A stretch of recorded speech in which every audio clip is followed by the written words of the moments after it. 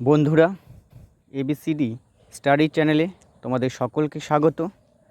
আজকে আমরা আলোচনা করব মাধ্যমিক বাংলা বিষয়ের বাংলার উৎসব অনুচ্ছেদ রচনাটা নিয়ে। বাংলা বিষয়ের বাংলার উৎসব রচনাটি নিয়ে, যেই রচনাটি এবার মাধ্যমিক পরীক্ষায় আসার সম্ভাবনা খুবই প্রবল। চলো বন্ধুরা, দেখে নেওয়া যাক রচনাটি।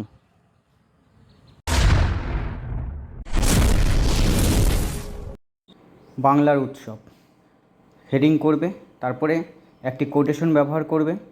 প্রতিদিন মানুষ ক্ষুদ্র দিনও একাকী, কিন্তু উৎসবের দিনে মানুষ বৃহৎ দাড়ি ইনভার্টেড কমা বন্ধ।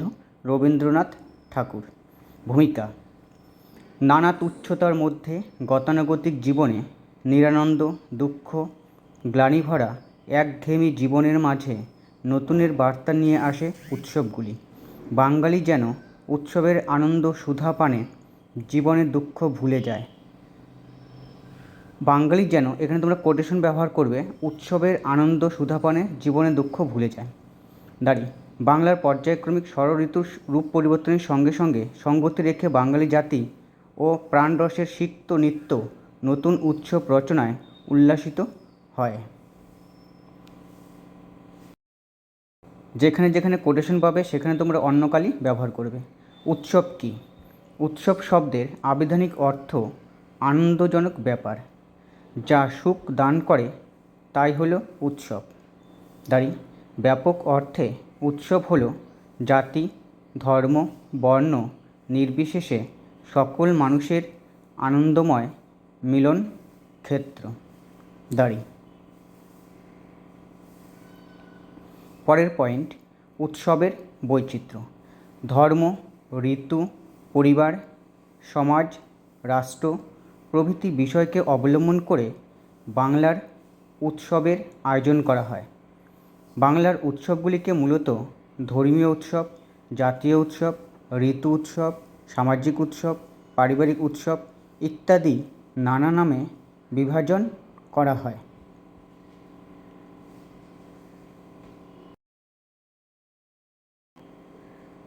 পরের পয়েন্ট: ধর্মীয় উৎসব। বাঙালি জাতি নানা রকম ধর্ম বিশ্বাসে বিশ্বাসী, তাই ধর্মকেন্দ্রিক নানা রকম উৎসবের আয়োজন চলে বছরের বিভিন্ন সময়ে। দুর্গাপূজা, রথযাত্রা, মনসা পূজা, কালী পূজা, লক্ষ্মী পূজা ইত্যাদির মাধ্যমে হিন্দুদের নানাবিধ ধর্ম উৎসব পালিত হয়। মুসলমানদের ঈদ, মহরম, শবে বরাত কিংবা খ্রিস্টান সম্প্রদায়ের বড়দিন গুড ফ্রাইডে, বৌদ্ধদের বৌদ্ধ পূর্ণিমা বাঙালি সমাজে বিশেষ প্রভাব ফেলে। জাতীয় উৎসব। উৎসব মুখর বাঙালির মনে বৈচিত্র্যময় ধারার একটি পর্যায় হলো জাতীয় উৎসব।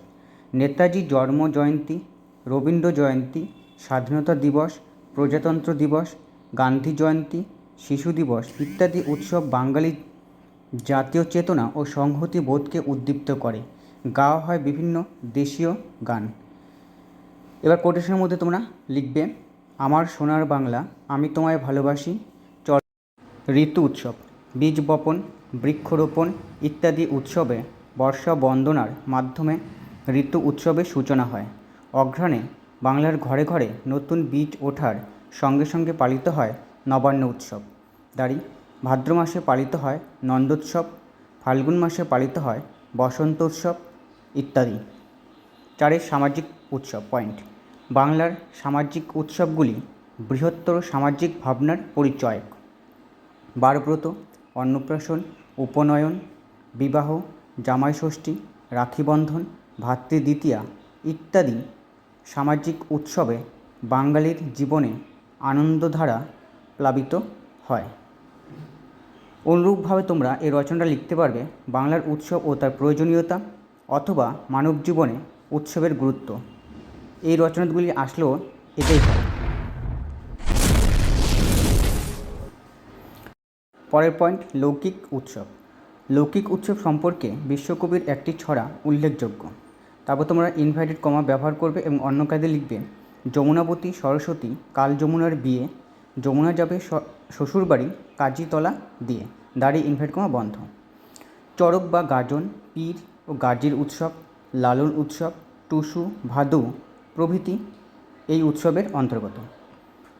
পরের পয়েন্ট সাংস্কৃতিক উৎসব।